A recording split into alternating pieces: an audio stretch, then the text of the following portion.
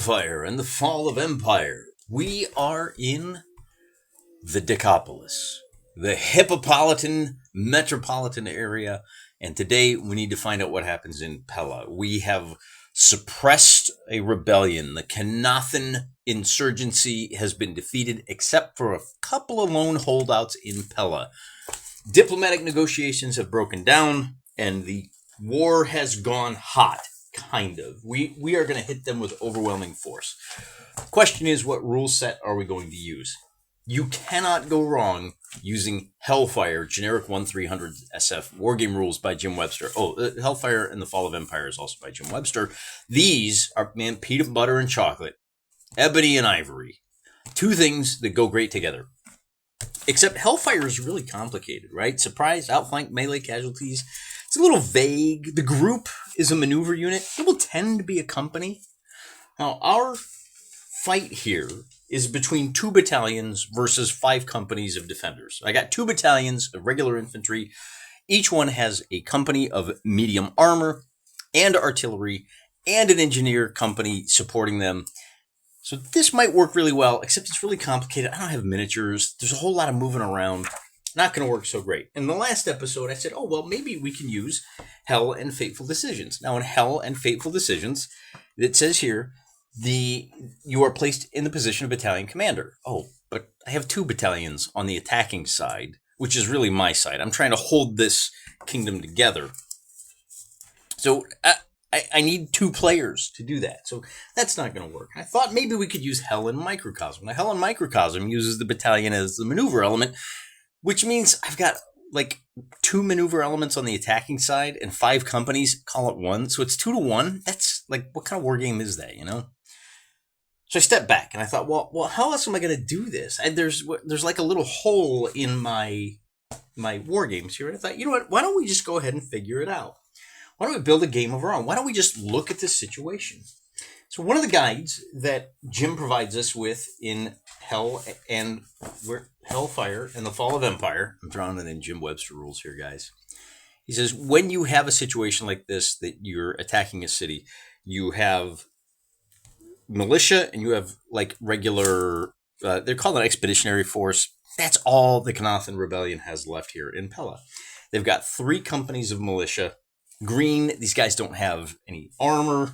They're just basically the Volks. What do they call that? The Volkssturm, right? Just whatever boys, old men, whoever's left, stick a gun in their hands and put them on the front line. Stick them in a foxhole and say, shoot at anybody wearing the wrong color uniform. And most of the time, they'll do that.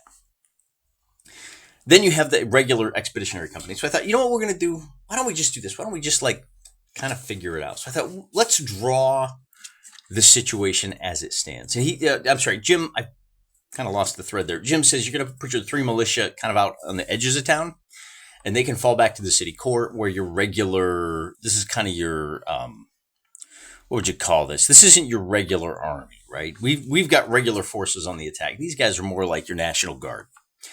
Experienced, capable, solid guys, but not your professional full-time military. So we've got 5 companies, as I said, and we need to take the city core where those regulars are stationed. We need to figure out what we have. So let me just run down the list once again. I've got 2 battalions of guys. So we're force blue here, and maybe I can do my white balance a little bit better. Let's see if that works better. Yeah, there that shows up. So I said, okay, well, each of these battalions has 3 regular infantry. It's got a medium armor company. We've got an engineer company. And then back here in the rear echelon, we've got our recovery and support. We've got our medical teams. I actually have 2 of those. Let me write down ×2. And this is going to be important. We'll get there. And I got 2 units of artillery. So there's a lot of confounding and complicating factors here. But if I can put that aside just for a moment, because we have to figure out. Remember, one of the confounding factors is, this is my city. I got to take care of these people, right? There's going to have to be a peace and reconciliation committee. We're going to have to find the instigators and punish them. We're going to have to find a way to live with the people that were in the rebellion. The United States of America did a really good job of that until we imported a bunch of non-Americans who didn't understand the serious importance that we placed on forgiving our brothers for whatever sins they may have committed on one side or the other of the Civil War. Did a pretty good job for about 100 years. But be that as it may, we're going to do a much better job here in the Hippopolitan area than our lords and masters have done in America recently. All right, so, and quite frankly, in the immediate aftermath too, if you want to go down that road. But be that as it may. So here's one thing here's what we're going to do. Look, we have a company, okay? We have a company. And this could be red and blue, it doesn't matter. And they're going to go head to head and they're going to fight over territory. If these guys are evenly matched, it's going to be a 50% chance that our side wins. So this is us. Let's call this us over here, okay? 50% chance, okay? But what if we outnumber? What if I got two companies, or this company is supporting this company, right? So we got 2-1 now. It's going to shift the odds in the favor of these guys. But what if these guys have had time to prepare? It's going to shift the odds in favor of, and we'll call these the rebellion, and we'll call these the loyalists, okay? So the question is, well, which is more important? And we can kind of look to our history and say, well, you know, having guys in support, having that 2-1 ratio is probably more powerful than being on the defense. Then you have to ask questions, well, what if these guys are militia and these guys are regular professional armies, right? So that's going to shift things in a whole lot of different directions. Remember, I said we don't want to do, well, there's a couple of other things. We know that the Motkins are coming after Pella, so we want to limit our casualties. We also want to limit the damage to infrastructure. This is our city, man. We don't want to go full Sherman on it. We're going to have to rebuild it. That's going to be expensive. So that kind of confounds things for the attackers as well. It makes their job a lot harder. If we're trying to limit our casualties because we know we have another enemy coming, that's going to make their job harder as well. But if these guys have tanks and an engineer company and artillery, then that's going to tilt things in the favor of the loyalists as well. So what I intend to do here is just walk through that whole process and put together some plans. And the first thing to be aware of is, so I think what we want to do is, because we want to take the city core, that's going to be our primary focus. And we have to ask ourselves, well, what if we go hard on the right or the left? And it doesn't matter, because we've done this in a very, what's what I'm looking for? It's a very abstract method, right? Maybe there's some terrain effects over here. But essentially what I'm thinking is, what we can do is, we're going to task this 1st Infantry Company with holding this militia company in place. And we'll support them with the medium armor. Now, I don't want to send my armor into the city core. They can't maneuver, a lot of blind alleys. It's hard to protect heavy armor inside the narrow canyons. So we're not going to send the medium armor in there. If this militia falls back, then we'll have to deal with that, right? They're going to fall back into the city core. They might be destroyed. We'll have to kind of figure that out. Likewise, then I think what we do is we send, and maybe we go hard in the center, or maybe we just say, look, I'm going to send these guys, and I'm going to support them. So this infantry company, the 3rd company, is going to be supported by the 2nd Infantry Company. So we now have 2-1 here. I'm going to hold off on the engineers. I'm going to leave them in reserve because I really want them to participate in the assault on the city core. Same thing with these engineers, right? These guys are going to be laying the groundwork and getting in there and destroying any barbed wire fields, mine fields, whatever kind of tank traps are there. Engineer battalion, you're going to go in. And what that does for me is I can allow this artillery, I can pick one of these forces and I can give them additional, I can do like a fire, a barrage, and maybe we pick, because we got 2-1. Let's soften these guys up. We're going to try to pin their heads down. Now, I'm not going to use artillery in the city core. Again, trying to limit damage. So this is going to be interesting to see what happens. And now I can hit this side with 3-1 odds. Right? And we'll do support there and support there. So it's actually going to be 2-1 with each of those two in full support and an artillery barrage. And the idea here is I want to drive these guys out. I want to destroy them completely so that I can sweep in with these 3 regular infantry against these 2. And then we'll kind of see what happens over here and we'll just adjust. And so what I've got is a series of checkpoints that keep this from being a single percentile roll. That's where things get a little bit boring. That gets very mechanical. Oh, I'll just roll D percentage and we'll call it done. Not this time. So things being as abstract as they are, I'm going to use pencil for this because I might change my mind. So what we're going to do, and so our orders are hold them in place. If the militia falls back into the city core, then pursue. If you destroy them, then pursue, right? So that's the order for all the guys over here. These guys have the orders to drive the militia from the field, and they may have open lanes of retreat across the bridge. That's fine, as long as they're out of the way. Then we can send these 3 regular infantry into the city core. And again, we're not going to bring the medium armor. We're not going to support them with artillery. We do have air support, which we could use to ensure that we do what we need to do here. And maybe that's the way to go, because these guys don't have anti-aircraft. So maybe we hit these guys. Well, we got artillery here. We got artillery here. So let's put air support here. Okay, so we're going to send in a couple of sorties to pin these guys down. And remember, the mission on this side is just hold them in place. Just keep them occupied. Don't let them fall back, because this is our huge right-hand haymaker. So the question becomes 2 things. One, is this successful? Are we able to hold them in place? And turning our attention back to here, we have to run through some numbers. So if this was a straight 50-50 fight, then it would be a 50% chance that we're successful. But I'm going to add 25% because we are regulars. I'm going to add, let's call it 10% because of the barrage for the artillery. I'm going to add, we've got medium armor in support. So I'm going to add, let's call that another 10 support for the armor. Could be higher, you could argue. But again, we're trying to limit damage. It's in the suburbs. I'm not as concerned about that out here in the suburbs, okay? You can rebuild houses a lot faster than you can build a 30-story skyscraper, right? And I think that's pretty good. Now, some of you will say, well, what about the fact that our attackers here have better weapons? Well, we'll worry about that when it comes time to figure out casualties, okay? So right now we're looking at a 95% chance of success, but these guys do have time to get dug in. I think we call that minus, we'll call it 20% chance of dug in. And then, but you know what? Because we just want to hold them in place, that's a lot easier than trying to drive them from the field. Just keep their heads down so these guys can get on with the business. And so I think we maybe give ourselves another 15% chance, okay?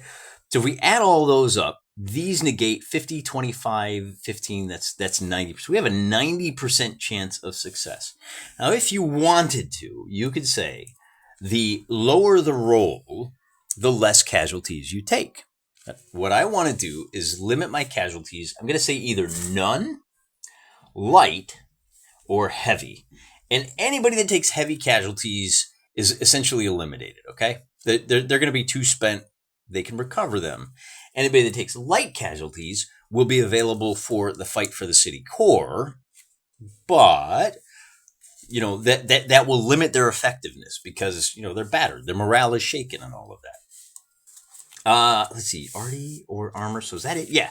So 90% chance. So the question we have right now is it successful? So I roll the dice, and I'm just anything under 90, we're good. So with a 34, we're good. We're successful. The question then becomes, how successful are we? And like I said, there's 3 range bands here. And again, generally speaking, I would say, let's just say that there is because we are outnumbering them, and this is a little bit arbitrary maybe, but we're using our experiences as wargamers to say there is a 10% chance that we take no casualties. And this is for us to start with, right? There's a 10% chance that we are destroyed as a fighting unit.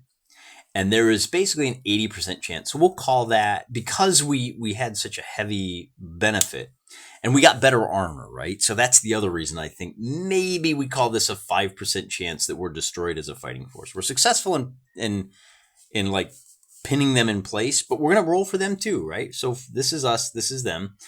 So I think the fact that we've got good armor means, so we got light and we got heavy. Okay. So we got a 10% chance. We'll bump that up to 15 because we've got better armor than they do. And then a 5%. So that gives us another 80% left over. Let's call it 40 and 40, or do we go 30-50? Let's go 50% light, 30% heavy. So there's your numbers: 15, 45, 75. Wait, oh, 65. Sorry, 65, 95, and 100. So we roll the dice to find out how badly this unit, the first company, suffers. With an O2, they take no casualties, right? So no casualties here. No casualties. They completely drive them from the field. Maybe the artillery barrage was enough. They saw the tanks coming and they just gave up. But we have to find out what their casualties are, because maybe we were so successful that we completely drove them from the field, but maybe they survived and they managed to escape. So in this case, I think no casualties is off the table. It's just not going to happen. We've completely shell-shocked them. And when I say casualties, I don't just mean deaths. I mean guys that have just completely given up the fight, right? So we're going to factor morale into this. They don't have any armor. So at a minimum, I think they take light casualties. Then there's heavy, and then there's destroy. Now you could roll both of these casualties into here and say, look, I got a 90% chance of success. If I roll a 1 through 10, I take no casualties and they completely die. But I like having more sets of dice to roll. It makes it feel a little bit more gamey, right? Gamey in a good way. So what are the chances that with all of this, tanks, armor, artillery, regulars coming at them, if we start off assuming that these are all at 33%, and then we factor in how well we did, or the fact that they don't have any real armor, then I think these numbers go up. We say there's a 40% chance. Well, I'm sorry, the light goes down. Let's call that a 25% chance they took light casualties and they were able to pull out. Maybe that's why we were so successful. They got back. Oh, no, wait. We were successful in pinning them in place. So they're either here or they're destroyed, right? And that's the real question here. They take light casualties on a 25. Let's say there's 25, 25, and then anything in the middle. So 25, 75, and above 75, we just completely destroyed them. So I roll an 87. So they're just completely gone. And what that means is that this unit is capable of sweeping through, right? So we had a little battle here in the suburbs. The Battle of the Circle K went completely in our favor. We're going to send the engineer battalion in to support these guys. And that's the first. The second battle is going to follow the same kind of principle. We have a 2-to-1 advantage with 2 units of regular infantry going up against militia, and we've got basically a 90% chance of success. Yeah, I'm going to assume that one company of boots on the ground is equivalent to a barrage and tanks. Just to keep it simple, okay? So we roll, we get a 78, we're successful, but here's where you could argue, well, okay, not quite as successful, right? Because we're only 12 points away from being devastated. But once again, we've pinned them in place. We have to, but I forgot the air power. That's the other thing. So we have to find out and here's the benefit of this. Because we have 2 companies, whatever casualties we take in this first company, the second company can follow up. They're immune to damages, having done so well. So let's just roll for ours, and the other way to do this is to flip it around. Let's roll 21. What does that mean? Well, that's definitely, in the bottom quartile. So I think, again, we don't suffer a whole lot of casualties. Now, both of these, one of the things to be aware of here is that these 2, so now we're going to bring these guys in to fight here. So we got a 2-to-1. These guys haven't seen any frontline fighting. These guys have. So they can support, but they're logistically, they're tired. They're not spent, but they've already fought in one battle. Oh, I got to find out what happened to these guys. So let's roll. Higher is worse for them. I roll an 86. So again, these guys, they're out of the battle. So let me grab the red pencil, and I can just kind of scratch them out. So 86 means high casualties. They're destroyed as an effective fighting force. And now we've got 2-to-1 over here. We haven't even done this battle over here where we've got 3-to-1, 2-to-1 with support, with artillery, and medium armor supporting. So both of these guys are supported. I think there is very little chance that this battle goes against us, but I'll still roll. And really, anything in the 90s is where we have to stop and think. I get a 65, so it didn't go quite as well, but with the overwhelming firepower. We just have to check. High rolls are bad. So an 85 means that we've taken significant casualties among one of our companies. Okay, so is this heavy casualty? Let's say we took heavy casualties. These guys took it on the chin. Okay, so I'm going to write heavy cash. We're not going to use them in the final push.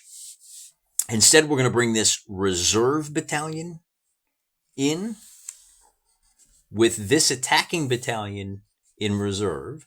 And now we've got the engineers. So this is a little different way to do a battle, but I think you can see how this works with company on company. One of the things we can assume, look, we got medical tents. These heavy casualties are going to be fairly easily replaceable because the MASH units are standing by. We have one more round of fighting. So that's maybe the first week or two. We've cleared out the suburbs. We've got to roll for casualties on these guys.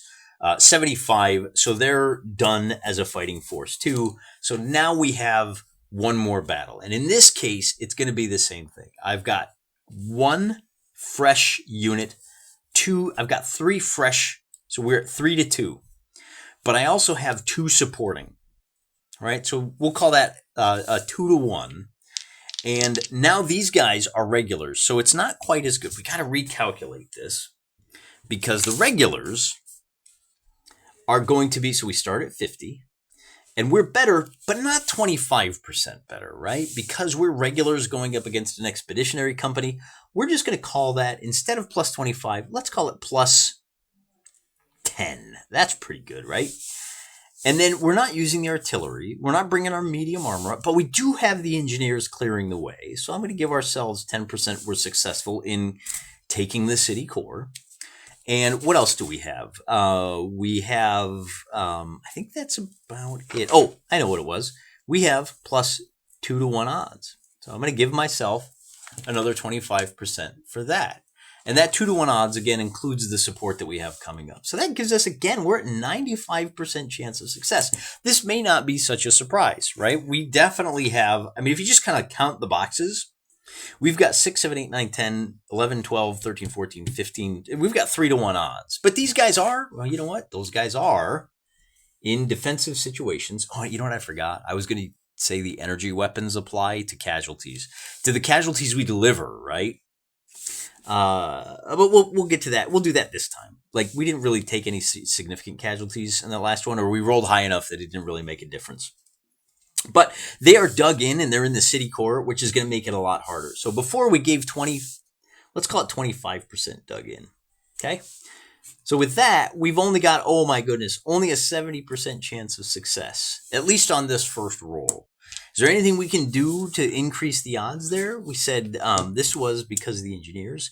If we send in the tanks, if we go ahead and use our artillery, maybe we bump that up to 80%, but it's going to cost us a lot more money to rebuild Pella. It's going to cost us a lot of money to replace our casualties too, you know. So we've got 1, 2, 3, 4, 5. These guys, maybe we use air support as just like fire for effect. Or maybe because you know what we could argue? You could argue that because of the artillery, they can be dropping smoke, which will be intimidating. And that smoke will give us, because it's not really offensive, maybe that gives us a 10%. So we can use our artillery to some effect here. And in a house-to-house fighting, you know, when you're dealing with these kind of odds, maybe we call it an 80% chance of success. And so we get an 80. Oh, we barely succeed. Oh, that was a close one. All right, despite the odds, these guys are the hardcore hard cases. They are not giving up without a fight. So I roll to find out what our casualties are, and with a 44, we're kind of somewhere in the middle. And then for their casualties, it's an 86. We've got energy weapons. They're completely destroyed. So what does the 44 mean? I don't know. Let's argue. So I tell you what we do. We could actually use that to figure out what our casualty levels are. I'm going to roll for each of the 5 units that participated. And on a 1 or a 2, they took light casualties. On a 3 or a 4, they took heavy. So 1, 2, 3, 4, 5. 1, 2. So we took light casualties here. Light. And then 3, nothing. 4. Oh, wait a minute. Not him. These guys had enough, right? We kept them back. and then 5. So light. So we took 2 light and 1 heavy, and we have now successfully taken the city of Pella. Remember, this is earlier in the season. So here in about 20 minutes, we were able to play out what could have been kind of a very similar thing to a tabletop war game that might have taken 4 hours, not including all the painting and sketching and all of that. We ran through a nice little war game and kind of, let the dice decide what happened. If we turn our attention to the campaign game, we have to figure out, remember, this is not a one-off scenario. We had lots of thinking about tomorrow that was going on. And so to that end, we have to look at what's going to happen in our next episode. And that is this area down here. So we've retaken Pella with 2 battalions. And then the artillery and air support can go help this battalion with the heavy armor. In fact, we may be able to, look, these guys, they only took light casualties. I think we can send these guys. Because to support either the Machins. Wait, so the Machins are defending against the Puka are coming in. So I have some strategic thinking I have to do. I'm going to leave. Oh, no, I know. No, I know what it is. I forgot about that. The Machins are coming to take Pella. And both of these battalions, I had 1, 2, 3, 4. So these 2 battalions are going to sit tight and they're going to fight the Machins that are coming after us. And I can retask this battalion with the heavy armor to go, because I have 4 battalions altogether. I can task them to go defend against the Puka. So we are really in good shape because these are just light raids and we've got a really solid military going here. At least for the scale of things, right? On the Imperial scale, where they're like viral bombing entire planets, when they're launching million-man armies, the fact that we've got a couple of, 4 battalions is really serving us in good stead way out here on the frontier. The fact that we invested a little bit in some decent weapons. And I think we were smart not to use the armor. Had we sent the armor into here, we could have bumped up our chances of success, but then there would have been a chance that we took casualties among the armor. All right, these guys, like I said, so not doing that preserves our forces, and we are ready for the Puka. And the other thing to be aware of is, for the Maka, when the Maka come after us, we're not going to fight in Pella. We're going to come out here and we're going to meet them in the open. So we won't have to worry about this. This is the Maka. Oh, by the way, it's north is up there, right? You can tell you're dealing with a geographer. Or geologist in my case. So it actually looks a little more like this. And we're not going to fight over the city core. The best defense is a good offense. We're going to meet them out here to preserve because our engineers are busy helping the civilian population recover. We are, as I said, we're going to try to bring Pella back into the fold. Now, in 2956, Pella will not provide any income for us. Their full year's income is going to rebuild Pella.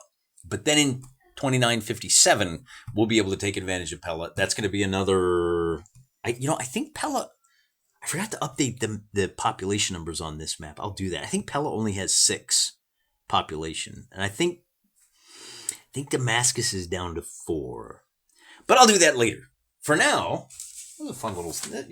Just kind of sit down, just kind of think about this stuff. I think this is a fun way to do it. I think this is a great way to war game. If you don't have all the figures and you want to imagine this stuff, if you don't want to go with full hex encounter, I think there's something to be said for this arbitrary, abstract, hey, let's just look at the numbers. Let's look a little bit at the terrain.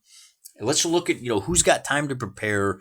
And if you look at all of that, then you can put together a solid little scenario that you can play out in about 20, 30 minutes, as we did today. Hey, next week, we'll take a look over here. And if we have time, we'll do the little raid over there on... there's a raid on who's the other guys raiding? The Machins are raiding. They're trying to take Pella from us. Oh, the Puka are trying to raid Philadelphia. So we'll probably set up a defense over here, maybe even in the woods. Maybe they're coming through the mountains. We're going to try to bottle them up and we can use the mountains to our advantage. I don't know. We'll find out next week. Till then, I'm praying for you.